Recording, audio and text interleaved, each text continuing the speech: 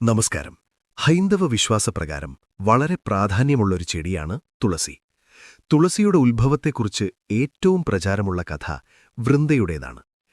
ജലന്ധരൻ എന്ന അസുരന്റെ പത്നിയായിരുന്നു വൃന്ദ. മഹാവിഷ്ണുവിന്റെ പരമഭക്തയായിരുന്നു അവർ.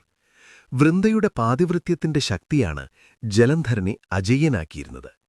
പിന്നീട് നടന്ന സംഭവവികാസങ്ങൾക്കൊടുവിൽ വൃന്ദ തുളസിച്ചെടിയായി മാറുകയും തുളസിയിലയില്ലാതെ തനിക്ക് സമർപ്പിക്കുന്ന ഒരു പൂജയും താൻ സ്വീകരിക്കില്ലെന്ന് മഹാവിഷ്ണു അനുഗ്രഹിക്കുകയും ചെയ്തു.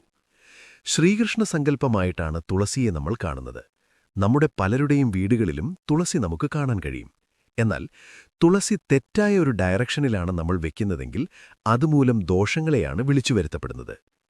വീടിന്റെ മെയിൻ എൻട്രൻസിന് നേരെ അല്ലെങ്കിൽ മെയിൻ വാതിലിന്റെ നേരെയാണ് തുളസിച്ചെടി വെക്കേണ്ടത്. എവിടെയെങ്കിലും യാത്ര പോകുമ്പോൾ തുളസി കണ്ടുപോകുന്നത് വളരെ ഉത്തമമാണ്.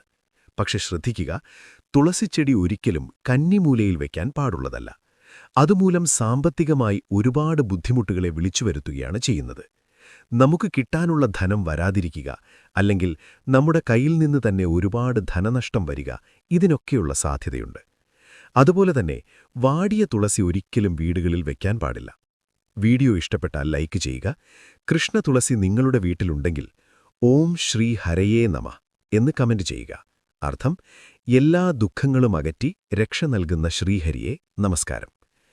ഈ മന്ത്രം ജപിക്കുന്നത് മനസ്സിന് ശാന്തി നൽകും.